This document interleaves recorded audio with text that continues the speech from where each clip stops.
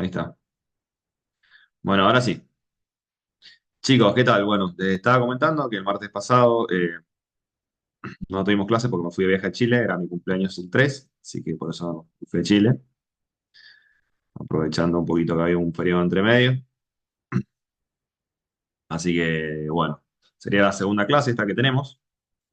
Eh, Estuvimos viendo un poquito la primera clase, no sé si recuerdan, no sé, han visto los videos. Estuvimos viendo un poquito lo que era el concepto de derecho, estuvimos viendo un poquito lo que es el derecho informático, cómo se clasificaba el derecho, entre lo que era el derecho público, el privado, dónde se ubicaba el derecho informático, por qué motivo se estudiaba el derecho informático. Me imagino que tienen un recuerdo absoluto de todo esto, fotográfico casi. Así que bueno, nada, vamos a seguir adelante. ¿Alguna duda respecto de algo que quieran saber?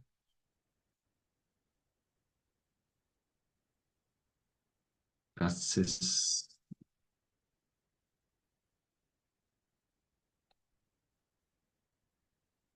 ¿Ninguna duda? ¿Todo claro, claro como el agua? Todo claro, de mi parte, profe. Perfecto.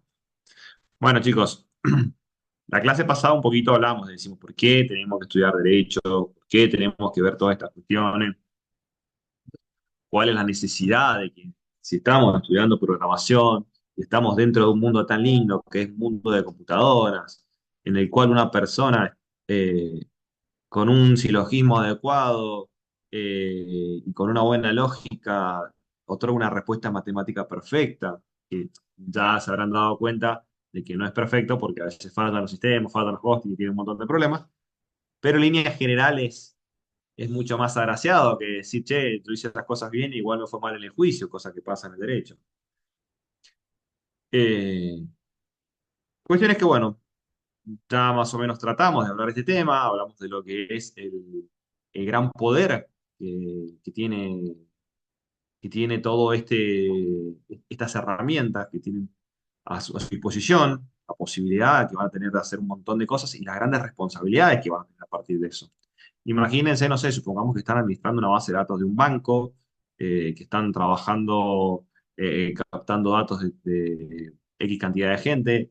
Siempre hablo que, por ejemplo, el bichito este, a ver si lo ven, el celular, nos está grabando en todo momento hasta cuando estamos en el baño.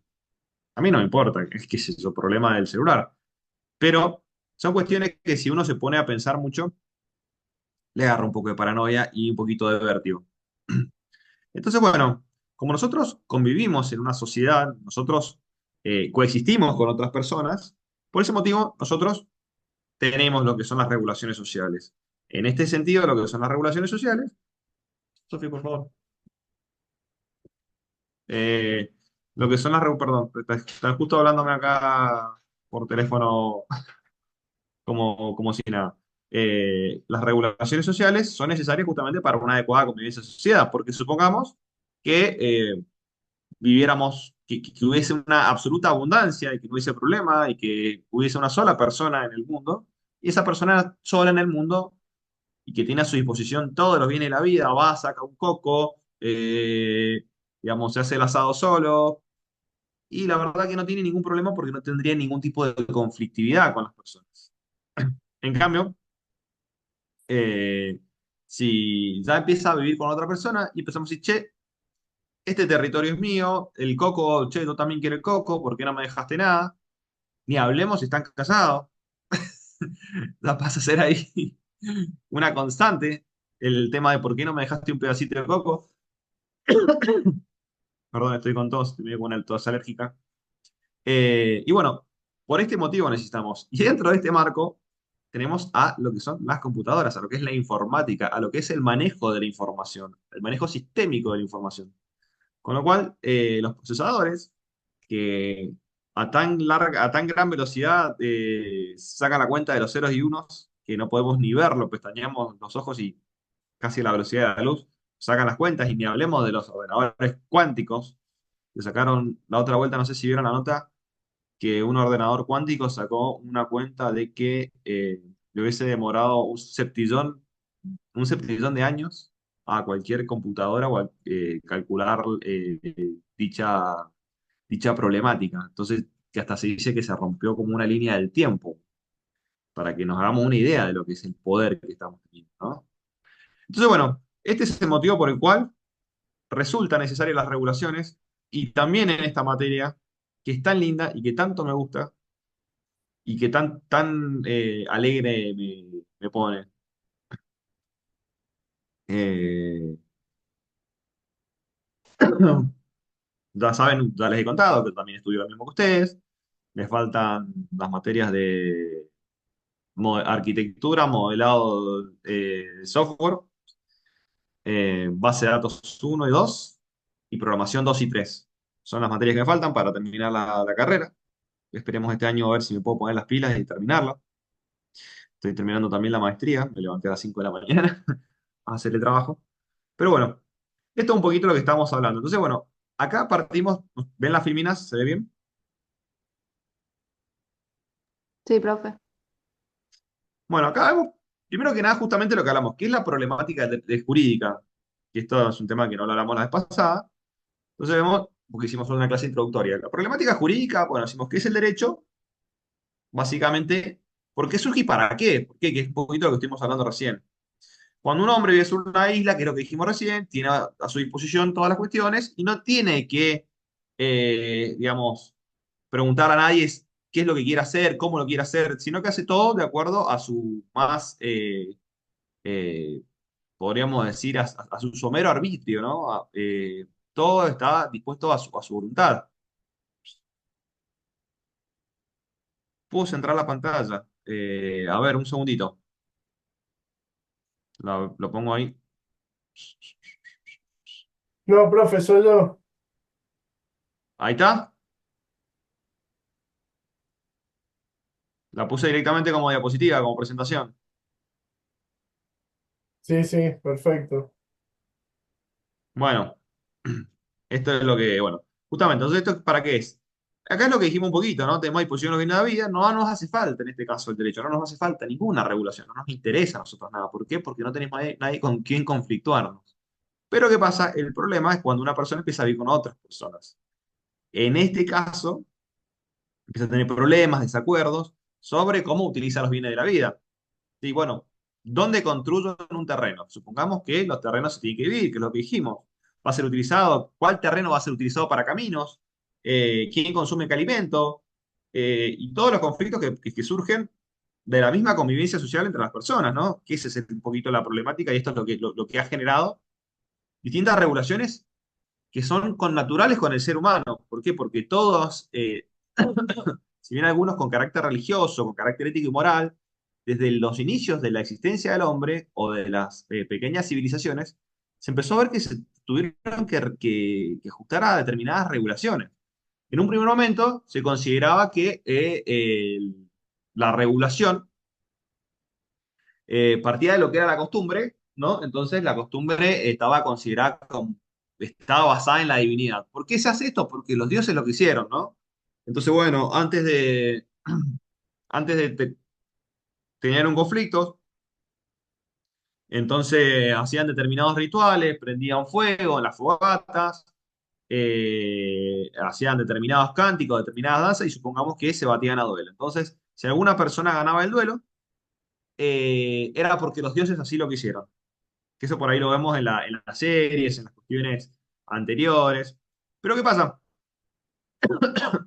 Posteriormente empezaron a ver que sí, bueno, no puede ser todo costumbre porque las costumbres, cuando las sociedades van creciendo, digamos, cada sociedad tiene su propia costumbre. Entonces, cuando se fueron haciendo sociedades un poquito más complejas, surgieron lo que eran las leyes. Las leyes, como todos las conocemos, que es lo que te dice qué es lo que cada persona tiene que hacer, pero en un primer momento también estaban basadas en la divinidad, ¿no?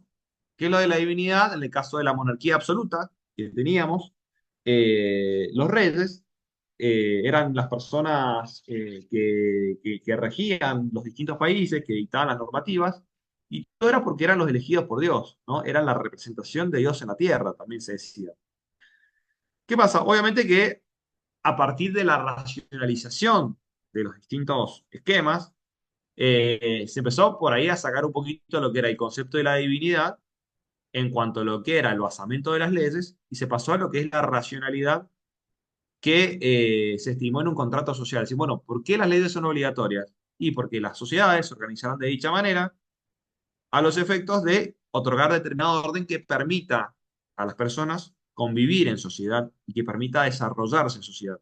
¿Esto qué tiene que ser, qué tiene que ver? Y bueno, porque la sociedad también incluye lo que es el crecimiento económico, incluye lo que es el avance de la ciencia, el avance de la tecnología y justamente la mejora en la calidad de vida de las personas. Entonces, dijeron, bueno, en el caso de que no hubiese normas, ¿cuál es la ley que prima? Y la ley es más fuerte. Entonces, como primaría la ley más fuerte, para evitar, decía, yo tengo en la materia que estoy haciendo el libro de base que tenemos, que es el de Alvarado Belloso, que es un gran jurista, doctor en Derecho, decía que es importante cuando se pasó de la razón de la fuerza a la fuerza de la razón como criterio de, de regimiento de las relaciones humanas, ¿no? Eso como para que tengamos una idea. ¿Y por qué? Porque antes, ¿quién tenía razón? Y el hombre más fuerte. ¿Por qué? Porque si no teníamos un problema y bueno, te clavaba una lanza. ¿Se entiende? En cambio, después de eso, bueno, se notó que era inconveniente, se notó lo que era el sentido de injusticia, ¿no? ¿Qué es la justicia en sí? Bueno, no le correspondía a él, o sea, por el solo hecho de que una persona es más fuerte, que tenga que avasallarlo. Entonces, bueno, se crearon las normas, que son las normas, son imperativos de conducta de carácter general y abstracto. Es decir, bueno, todas las personas que tengan menos de 18 años no podrán casarse, ¿no? Entonces, ¿qué es lo que establecemos para que tengamos una idea? Es un imperativo de conducta que te manda cómo tenés que comportarte, con carácter general, es decir, se aplica a todas las personas y abstracto, a todas las personas de una manera indeterminada, es decir, que siempre y cuando se encuentren insertos dentro de dichas condiciones. ¿Se va entendiendo? ¿Alguna duda? Perdón que tengo que, voy a ver si puedo, no puedo ver los chats igual. Ah, todo bien. ¿Alguna duda? ¿Ya se durmieron? No, profe, perfecto. Ok. Esta parte es un poquito por ahí, un poquito tediosa, pero bueno, tenemos que entender un poquito qué es lo que estamos estudiando. Es algo mínimo, son 2 clases, pero ya vamos a ir un poquito más a lo que nos interesa. Entonces, bueno, esto es lo que implica, digamos, el establecimiento de las normas. Pero ¿qué pasa con las normas?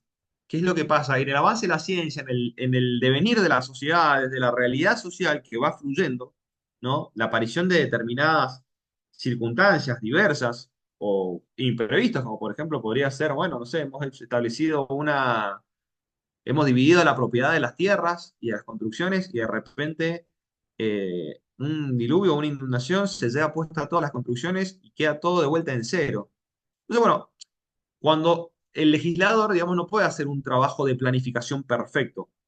¿Por qué? Porque en este caso, yo por eso también tengo un criterio, si se quiere, liberal, desde mi punto de vista, y como respuesta sistémica. Esto también me ayudó mucho a responder, a estudiar sistemas, me ayudó muchísimo, aunque no lo crean, a tener una comprensión más acabada del derecho.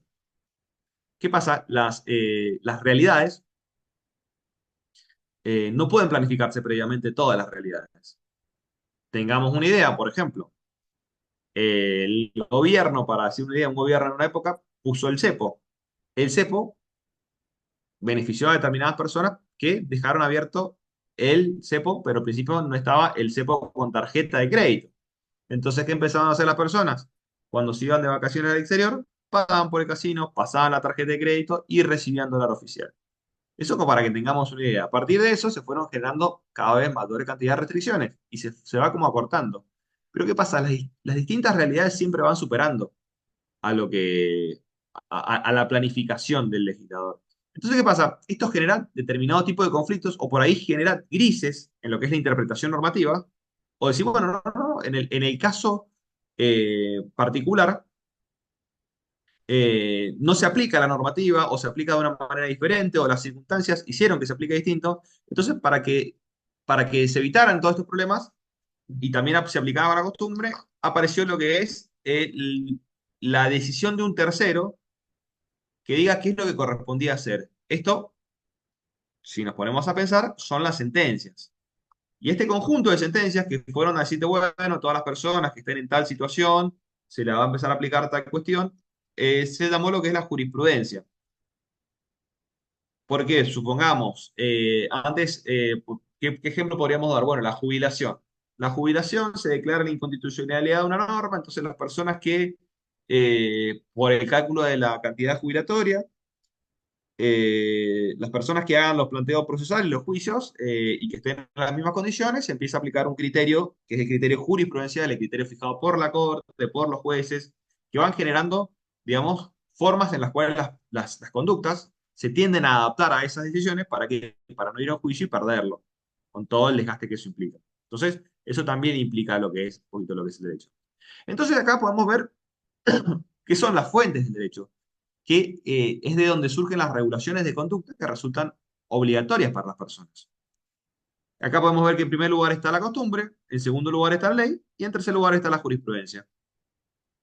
Todas estas fuentes del derecho, es decir, todas estas formas de las cuales surge el derecho, todos estos, podríamos decir, canales desde donde fluye el derecho, se aplican a todas las distintas ramas del derecho civil, que las distintas ramas son las segmentaciones del derecho para su estudio, ¿no? Porque el derecho es uno solo, pero se lo segmenta para su estudio, para su aplicación, cada una con sus particularidades.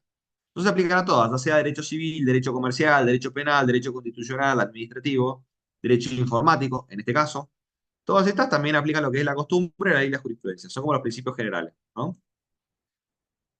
Después, bueno, acá estas ramas que se dividen eh, son, como ya dijimos, determinadas segmentaciones del estudio y que se encargan de ver determinada o de regular determinada faceta de la realidad social. Acá tenemos el derecho civil, que es el derecho que rige los distintos aspectos de la vida cotidiana de las personas, regulando aspectos como son lo relativo a las personas, sus relaciones con otras personas, las relaciones que surgen de familia, el derecho de familia, famoso derecho de familia, por el cual están los divorcios, lo que antes se decía la patria potestad, que ahora es la responsabilidad parental, que dice qué es lo que tiene que hacer. Después tenemos lo que surge la relación con las cosas, que vendría siendo lo que es el derecho real, decir, bueno, yo soy propietario, ¿qué implica que sea propietario, no? Porque no es lo mismo ser propietario de una cosa que ser usufructuario de una cosa, o que estar alquilando una cosa, ¿no? Entonces, todas las cosas, para cada uno de estos institutos, para cada una de estas realidades diversas, se genera una distinta regulación y hay una distinta rama. Entonces también, y lo otro que, digamos, más allá de esto de lo que es la relación de las cosas, también se regula lo que son las disposiciones del patrimonio después de finalizada la vida de las personas. Esto que quiero que entiendan, esta es la parte, digamos, sistemática y acá todo esto se encuentra regulado en el Código Civil y se encuentra regulado teniendo en cuenta todos estos aspectos implican, digamos, un capítulo del Código Civil y, y un determinado tratamiento, ¿no? De lo que son las normativas. Calculemos que el Código Civil tiene aproximadamente, creo que 2.800 y no me acuerdo cuántos artículos, 2.900 artículos. Cada artículo es prácticamente considerado una norma. Entonces, son varios años para estudiar el Código Civil y Comercial, que ahora es el Código Civil y Comercial, eh, que generan, digamos, que se generan por las distintas circunstancias de la vida que van llevando a distintas realidades. Entonces, por ejemplo, lo que es la segmentación del derecho civil, eh, rige qué es lo que es la persona humana. Ay, para, quiero ver una cosa.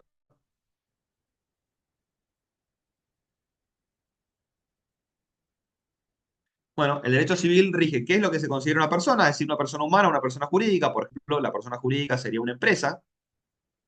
¿Qué caracteres tienen las personas, las seres humanos jurídicas? ¿Cómo se relaciona afectiva y familiarmente? Que es el caso del matrimonio, el concubinato, la responsabilidad parental, la adopción y muchos institutos más. ¿Cómo se rigen las relaciones entre las personas? En este caso, las relaciones patrimoniales entre las personas, como podría ser generando un contrato, una compraventa, un alquiler, un mutuo.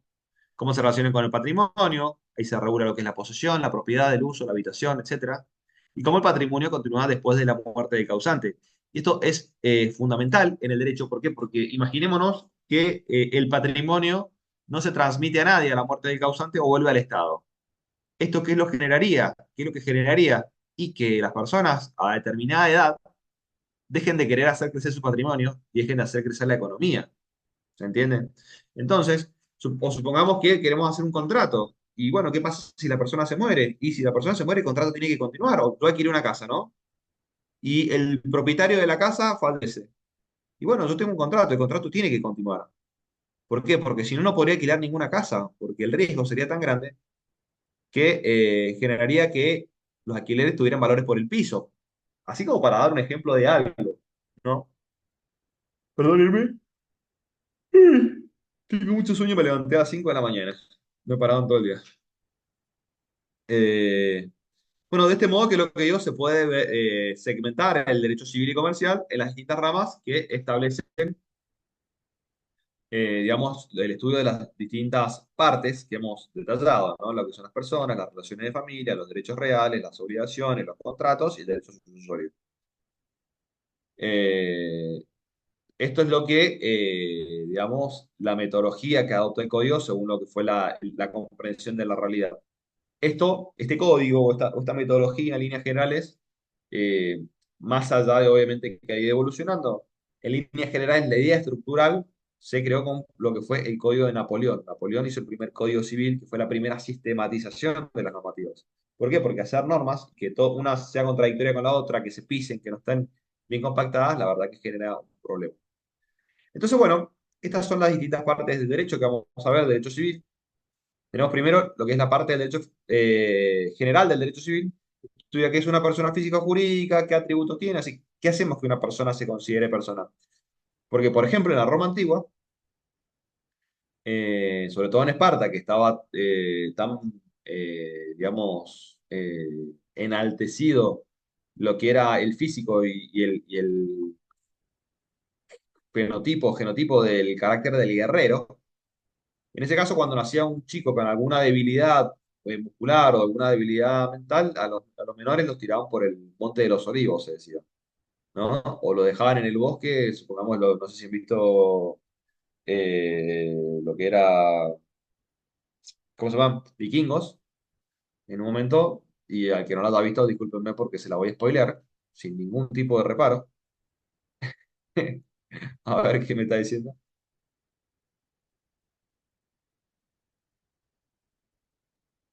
La ¿Qué mayoría, es lo que es? iba a agregar, iba a decir, hacer un comentario corto. La mayoría de los apellidos, tanto en español como en italiano, que están relacionados con algún oficio o con un lugar físico, por ejemplo, herrero o molinero, cualquiera de esos, Sí, sí, son sí. gracias al Código Civil de Español, al Código Civil de Napoleón, porque se empezaron a Exactamente. inscribir las personas en el registro civil y como no tenían apellido a principios del 1800, se ponían el nombre, no sé, vos sos Herrero, bueno, tu apellido es Herrero y así sucesivamente.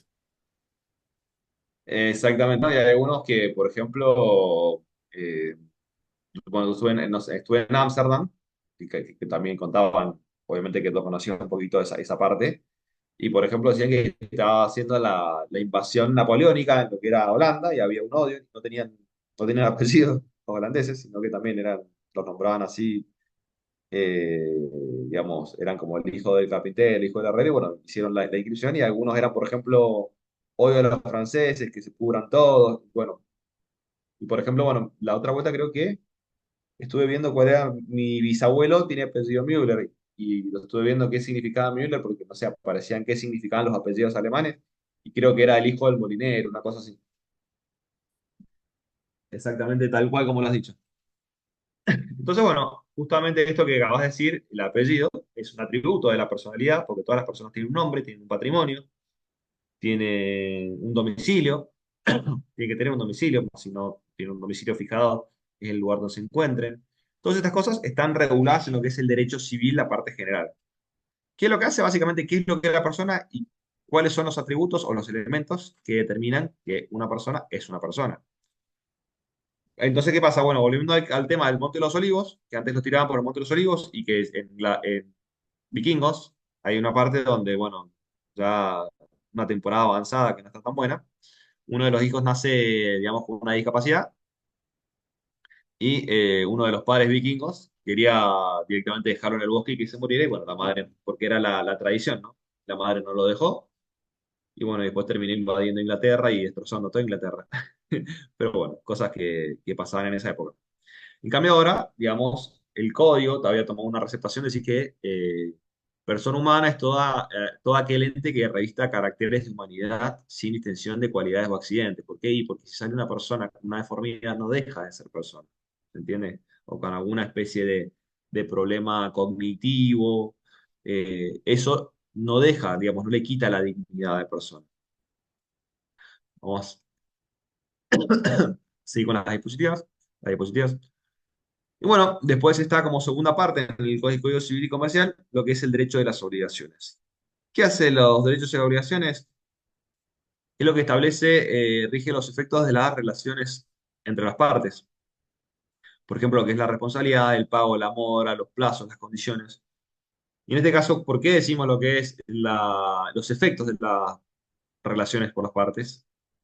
Eh, Supongamos que nosotros estamos manejando en un automóvil, como hemos hablado, sociedad, y atropellamos o tenemos un accidente de tránsito. Bueno, ¿qué pasa a partir de ese hecho, no? Bueno, ahí está la responsabilidad, cómo se tiene que pagar, cuáles son los intereses. Eso es lo que establece el derecho a las obligaciones. Para hacer una idea, esto podría pasar en cualquier cosa. Supongamos en un incumplimiento contractual. En el caso de un incumplimiento contractual, sucedería exactamente lo mismo. Habría que ver quién es la persona responsable, cómo paga. Después, bueno, tenemos lo que es lo que rige las relaciones de carácter patrimonial de las partes, de las personas. Y acá surge lo que son los contratos, ¿no? Los distintos contratos que estamos tan habituados y que en todo momento nosotros ejercemos derecho. Nosotros tomamos un colectivo, tenemos un contrato de transporte, nosotros desde que podríamos decir, cargamos nafta, hacemos una compraventa, también un contrato de suministro. eh, Vivimos en un lugar alquilado o estamos pagando un crédito hipotecario. Todo esto, digamos, genera distintos tipos de contratos, los cuales han sido clasificados cada contrato y cada contrato tiene distintos efectos. Por ejemplo, la compraventa tiene características particulares y especiales, que es la entrega de una cosa en propiedad a cambio de un precio en dinero. La locación, en cambio, es la entrega del uso y goce de la cosa, no de la propiedad de la cosa, a cambio de un precio en dinero, pero no se entrega, como dijimos, la propiedad. Cuando, en cambio, lo que es el comodato es un préstamo de uso. Supongamos cuando yo le presto la lapicera a alguien y me la devuelve, ¿no? Supongamos con algo que tiene un poquito más de costo, que es un préstamo de carácter gratuito, que yo le entrego el uso y gozo de una cosa de carácter gratuito. Esto pasa mucho, por ejemplo, con el caso de los conversores, para que nos hagamos una idea, o pasa con los modems, con los routers. ¿Se acuerdan que las compañías te hacen un contrato de comodato? Es decir, te lo doy gratis, pero me lo tenés que devolver cuando termine el contrato. Cuestión que nunca sucede, ¿no? Porque ninguna compañía se va a poner a reclamar un modem. Pero bueno, la idea era esa, ¿no? Y después, bueno, tenemos lo que es el mutuo, que es el préstamo de consumo, que es cuando te entrego el uso y gozo de una cosa para que pueda consumirse y que al final del plazo se debe devolver la misma calidad de la cosa.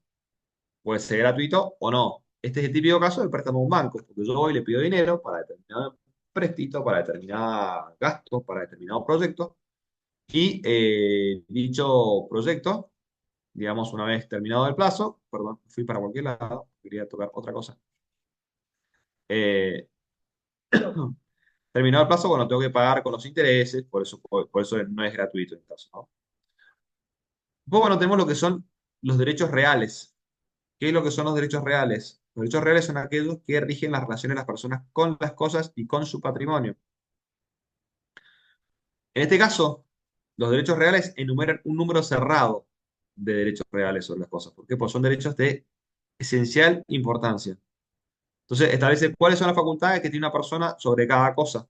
¿Por qué? Porque yo si soy propietario de una cosa, no es lo mismo que tener el derecho de uso. Yo soy propietario de la cosa, puedo disponer de la cosa. Es decir, podría venderla, ¿no? Antes en algún momento se consideró que incluso podría, eh, hay determinadas cosas que se siguen pudiendo destruir, pero que supongamos una propiedad enorme podría destruirse. Y después se notó que no podría destruirse una propiedad enorme. ¿Por qué? Porque es inconveniente y termina siendo un abuso del derecho que afecta al resto de la sociedad. Si yo tiro mi casa y la revoleo por todos lados, la prendo fuego y genera un riesgo para todas las personas, que no es lo mismo que prender fuego un papel para un asado. ¿Se entiende? Entonces, bueno, cada característica, cada caso en particular tiene sus determinadas particularidades que tienen justamente distintos efectos y distintas regulaciones. Estos derechos que tienen y tienen la particularidad que generan relaciones directas entre las cosas y la persona. Yo, en este caso, tengo la posesión de esto, de este celular, y una relación directa, no tengo ningún intermediario para esto, ¿no? Eh, en cuanto son lo que son los derechos reales, tenemos distintos tipos de derechos reales. Tenemos lo que es la propiedad, que decimos que es el señorío más absoluto de una persona sobre una cosa, que le otorga el derecho de usar. A ver, cada uno va quitándole una cosita para que vayan entendiendo. Tengo el derecho de usar, de gozar y de disponer de una cosa. En el usufructo de la cosa, tengo el derecho de usar y de gozar de una cosa, pero no tengo la posibilidad de disponerla porque tengo que devolver el bien al finalizar el usufructo. Este puede ser vitalicio o temporal, pero el típico caso del usufructo temporal es cuando se hace una donación de los padres a los hijos para evitar una sucesión. Le hacen la donación de los bienes en vida y se reservan el usufructo para usarlo una casa, supongamos, para vivir en la casa toda la vida, pero tal hicieron la donación y el famoso anticipo de herencia, mal llamado. Después, bueno, tenemos lo que es el uso, que justamente, como dice el nombre, es la posibilidad que se otorga de usar de una cosa. El típico caso podríamos decir, no sé si han visto los monopatines o el Mendotrán, la bicicleta. Cada uno va, la usa y la deja en el lugar. Obviamente que eso para que tengamos una idea, pero podría ser así. No es el caso que se aplica en sí. El uso sería de una vivienda. Quiero dejarlo en claro. Pero es para que nos hagamos la idea. Después, bueno, tenemos la habitación, que obviamente es la posibilidad de habitar una casa. El típico caso es el derecho real de habitación de la viuda o el viudo respecto de la vivienda en la que habitaba con el cónyuge, ¿no? Cuando una persona fallece y queda el cónyuge, el viudo o la viuda tiene el derecho de habitar esa casa hasta su fallecimiento, salvo que sea una casa de grandes proporciones y se pueda conseguir otra habitación, pero le otorga un derecho real de habitación. Después, bueno, tenemos dos tipos de derechos reales más que son importantes. Tenemos un montón de cuestiones más para hablarlo. Obviamente, yo he hecho un resumen muy sintético y lo vengo aplicando hace un tiempo, digamos, desde hace varios años este resumen. Son estas filminas que obviamente después se las voy a pasar. Pero tenemos lo que son los derechos de garantía. Típico caso es la hipoteca. El derecho de garantía, para que tengamos una idea, es que yo pongo algo que me sirva para garantizar una obligación. Entonces, ¿esto qué hace?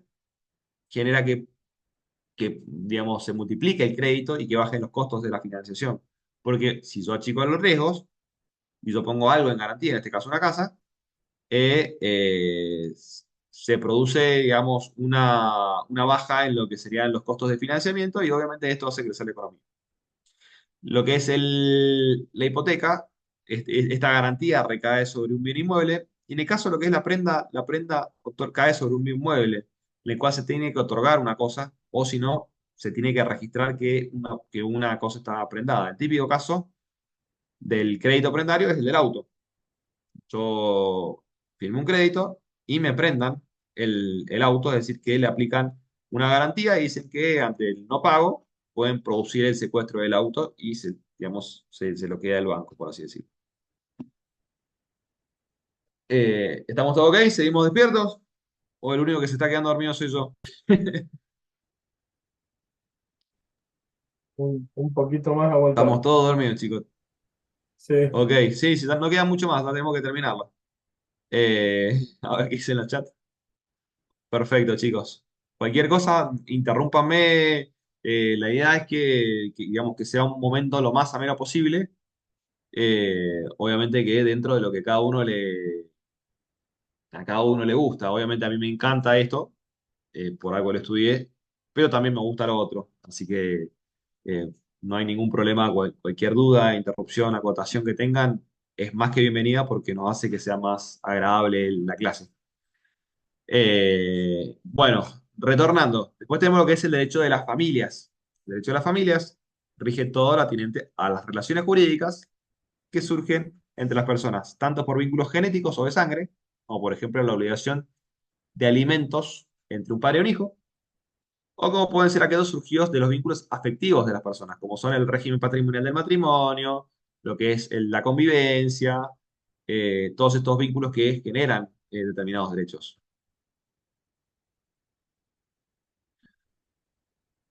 Finalmente, tenemos lo que es la sucesión.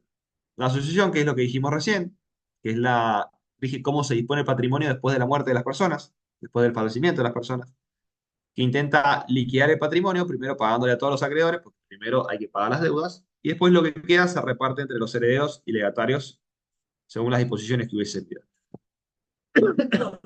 Esto, por ahí no era tan necesario, pero siempre se los agrego porque todas las personas tienen, digamos, una leve inquietud y bueno, y el derecho le gusta saber un poquito más a la gente qué es lo que pasa con las sucesiones, cómo son. Entonces, bueno, tenemos dos tipos de sucesiones. La sucesión testamentaria, que es cuando la persona, el causante, como se dice en derecho, la persona que fallece, distribuye sus bienes para después de su muerte. O tenemos las intestadas, que es cuando no hubo testamento, la persona falleció sin testamento. En ese caso se rige según lo dispuesto por la ley. Estoy muerto, chicos.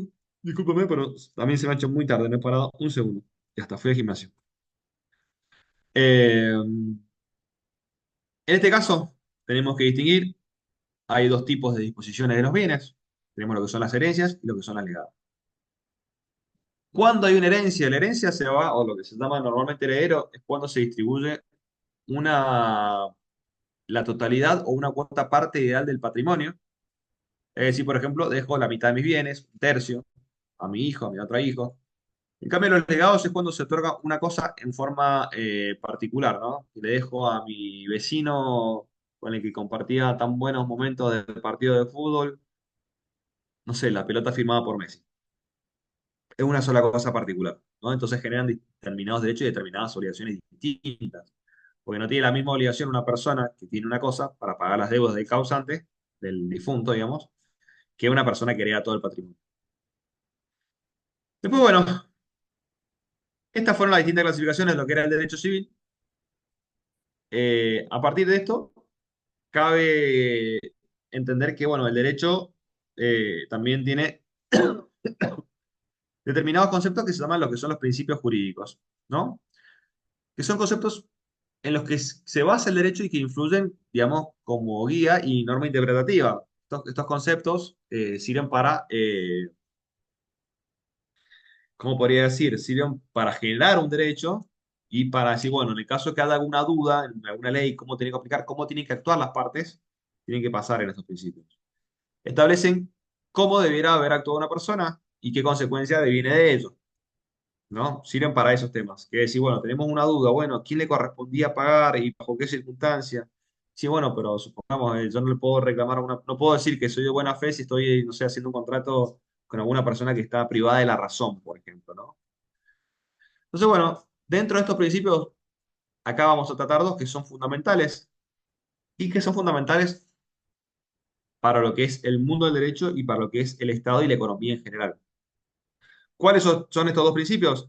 Primer principio fundamental es el principio de la seguridad jurídica.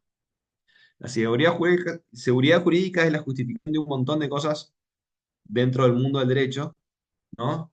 ¿Qué es lo que hace? Hace referencia a una adecuada previsibilidad que permita a nosotros, digamos, decir, bueno, si yo tengo una determinada seguridad jurídica, puedo invertir, puedo desarrollar mi vida en base a eso. El típico ejemplo de lo que es la seguridad jurídica, que yo siempre les pongo a ustedes, ustedes estudian, invierten tiempo en 3 años, teniendo la idea de que después su título va a tener una cierta validez. Supongamos que estudian y por cuestiones ajenas al mercado, sino basadas en el puro arbitrio del legislador o del gobernante, terminan de hacer la carrera, invierten su tiempo, esfuerzo, trabajan a contraturno, a la mañana trabajan, a la tarde estudian, como hacemos un montón de nosotros, y después le dicen, no, ¿saben qué? Su título no tiene validez. Yo digo, lo primero que digo, me mato y te mato. Son las dos reacciones que tendría, ¿no? Entonces, ¿qué pasa? La seguridad jurídica, ¿qué es lo que hace? Hace lo que es a la protección de la propiedad privada, de la estabilidad y a la previsibilidad, ¿no? Entonces, esto me habilitaría a mí a reclamar ante un juez, mire, se me está violando la seguridad jurídica, señor juez, por favor, actúe en consecuencia y déle validez a mi título, ¿no? Evite que el Estado me saque tanto impuesto, porque este impuesto es inconstitucional. Este afecta, ¿qué pasó? Yo invertí no sé cuánta plata y de repente me estoy quedando sin nada porque me ponen impuestos y no puedo seguir trabajando. Entonces, refiere a las regulaciones que rigen de una determinada situación. A ver, un chat. Federico Musa, bueno, me estás contando eh, que querés hablar un poquito más y comentar un poquito más tu situación.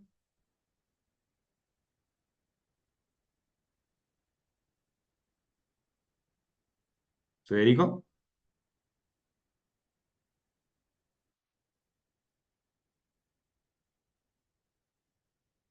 Bueno, eh, ok, perfecto.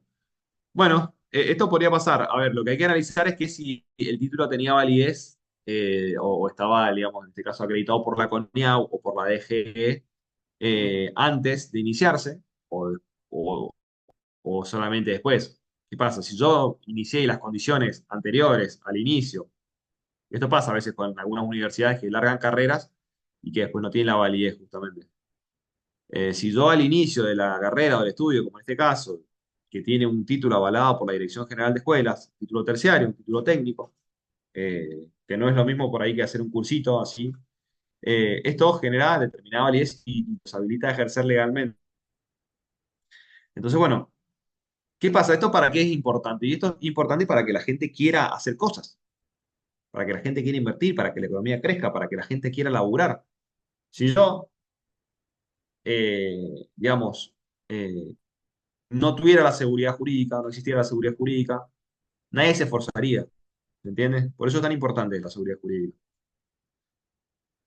Eh, y después, bueno, el otro principio que quiero que les digan, que vean, es lo que es el principio de la buena fe, que se dice que tiene un carácter aséptico o desinfectante en el derecho y en la vida general.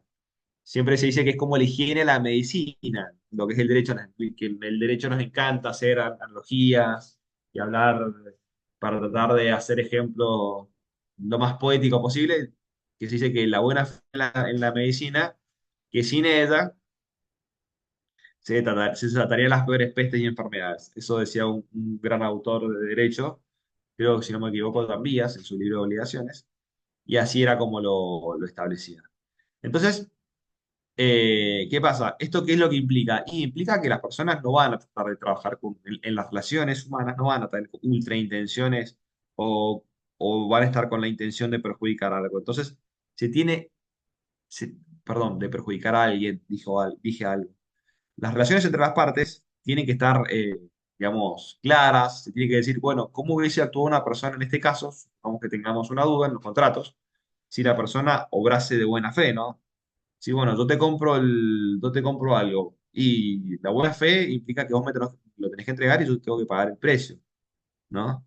Pero ¿qué pasa? Digo, bueno, yo te lo entregué, te lo dejé en el medio de la calle. Y no, si vos me dejaste, supongamos, una computadora en la calle, y obviamente que se va a arruinar y eso no es actuar de buena fe. Ah, bueno, pero el contrato no decía nada. No, el contrato no dice nada, la ley no dice nada, el acto no dice nada, pero el principio de buena fe y una cuestión de lógica básica, ¿no? Que también tratamos de hacer eso, establece que vos tengas una conducta, una cierta rectitud en tu conducta. Por esto es lo importante lo que es la buena fe. Eh, en derecho se ha clasificado la buena fe en dos maneras, que es la buena fe lealtad, justamente es esta que hablamos de lo que surge en los contratos, o la buena fe creencia, que es lo que surge de cuando una persona cree que está en determinada situación por la cual le corresponde algo. El típico caso es el heredero que no sabía que, por ejemplo, que había otro heredero mejor. Supongamos que eh, heredan los sobrinos, porque no conocían ningún hijo, y de repente aparece alguna persona con una afiliación, con un juicio de filiación, y resulta haber sido el hijo. Y los sobrinos, digamos, que de buena fe creyeron que no había ningún otro heredero, gastaron los bienes. Entonces, bueno, No es lo mismo la responsabilidad que le cae a una persona que desconocía la existencia de ese heredero que la persona que sabía de la existencia y actuó igual, es decir, que actuó de mala fe. Entonces, bueno, estos son los dos tipos de buena fe que hablé. Y bueno, quiero que sepan que estos principios, que son la buena fe y la seguridad jurídica, hay un montón de principios más, pero estos son los más básicos, básicos de los básicos, son transversales a todo el derecho, irradian a todo el derecho civil, comercial, penal, y rige como principios rectores para la creación y la interpretación de las normas y de las conductas. Después, bueno, vamos a hacer una pequeña introducción. Esto es muy... A ver, quiero ver cuántas filminas me quedan. Perdónenme, perdónenme, me quiero pasar. No me acordaba que he hecho tan largas las filminas, pero bueno. O sea, generalmente las segmento en 16 o 15. Eh, bueno, después una leve introducción a lo que es la propiedad intelectual, que tenemos que hacer una pequeña aclaración para que entendamos. ¿Y por qué nos interesa a nosotros la propiedad intelectual? Porque claramente, si vamos a trabajar, nos va a interesar usufructuar los frutos de nuestro trabajo. ¿Qué pasa? Primero, lo que observamos es que primero se produce la realidad, el fenómeno social, y después, recién ahí, se producen las regulaciones, ¿no? Primero se presenta el problema, nos damos cuenta que hay un problema, y ahí se produce la regulación.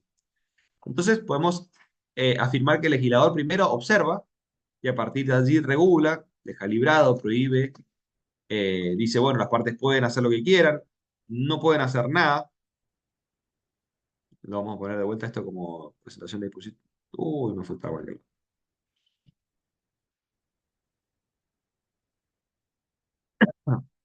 Entonces, bueno, esto mismo es lo que ha sucedido dentro de estas realidades, es lo que sucedió con las que son las propiedades intelectuales, ¿no? Que surgieron lo que son los derechos intelectuales, la propiedad intelectual, dentro de estas realidades, que son, ¿qué pasa? Porque no es lo mismo generar una creación, un invento, que ser dueño de una cosa. ¿Por qué? Porque el invento se va a transmitir a un montón de personas, ¿no? Un invento, una página de internet, se va a transmitir a un montón de personas, inclusive puede trascender a las personas. Eh, entonces, una pieza literaria, una pieza musical generaron determinadas características, un código de software también, determinadas características que hicieron que tuviese una regulación especial. Estas relaciones especiales se encuentran regulados tanto nacional como internacionalmente. ¿Por qué? Porque son muy importantes. Eh, Porque se notó que esa, digamos, protección generaba la voluntad de las partes de seguir generando creaciones, ¿no? Entonces, a mí me interesa mucho más saber que yo voy a tener un rédito económico de algo que yo creo que hacer algo y que quede al aire. Entonces, por este motivo, como se notó que generaba lo que era, digamos, el crecimiento de las sociedades y otorgaba ese determinado orden, se realizó toda esta regulación, tanto de carácter nacional como de carácter internacional. Eh, Esta regulación se encuentra dispersa en distintas leyes y en determinados tratados internacionales, como ya lo dijimos, para hacer una enumeración de las leyes para que tengamos una idea. Todas regulan cosas diferentes, pero bueno, tenemos la ley de propiedad intelectual, la ley de patentes y marcas de utilidad, la ley de marca, perdón, la ley de marcas, la ley de marcas colectivas, la ley de modelos y diseños industriales, la ley de transferencia tecnológica, esto dentro de lo que son las leyes nacionales. Y dentro de lo que son las leyes internacionales tenemos el arreglo de Locarno, que establece una clasificación para los dibujos y los diseños industriales, los modelos industriales, perdón. El arreglo de Niza, que establece la clasificación internacional de los productos y servicios para el registro de marcas. El acuerdo de Marrakech, que fue un resultado de la ronda de negociaciones de Uruguay, eh, y establecieron, digamos, las decisiones, declaraciones y entendimientos ministeriales y el acuerdo de Marrakech. Después tenemos el Convenio de París, que es el Convenio de Protección de la Propiedad Industrial, el Arreglo de Estrasburgo, que es la clasificación internacional de las patentes, ¿no? Entonces, ¿qué es lo que quiero que hagamos? Esto ha sido tan importante, la propiedad intelectual, es tan importante para la economía, es tan importante para los países, es tan importante para las personas que realizan los trabajos de propiedad intelectual, que recibió regulación no solamente nacional, sino regulación internacional, y tiene constantes modificaciones y constantes regulaciones. Entonces, bueno, chicos, esto es todo por hoy. Los dejo. Espero que no haya sido muy pesada la clase. Yo creo que la clase que viene, a ver, dame fijo qué es lo que tenemos para dar. Va a estar un poquito más interesante. Vamos a dar una pequeña clase de lo que es el derecho del trabajo y las empresas. Y después pasamos todo lo que es la parte el derecho penal y los ciberdelitos. Lo que es ciberdelitos y delitos informáticos, mejor dicho. Entonces, bueno, vamos a poder ver un poquito qué es lo que se puede o no se puede hacer. Así que chicos, nada, esto es todo. Le pido nuevamente disculpas por lo tediosa por ahí que fue la clase, que fue mucho hablado y generalmente el derecho hablamos mucho. Y nada, espero que continúen con una excelente semana. Nos vemos y que estén muy bien. Saludos. Gracias, Gracias, profe. Hasta profe. la Profe, semana nos que vemos. viene. Saludos. Adiós, adiós. Adiós, adiós.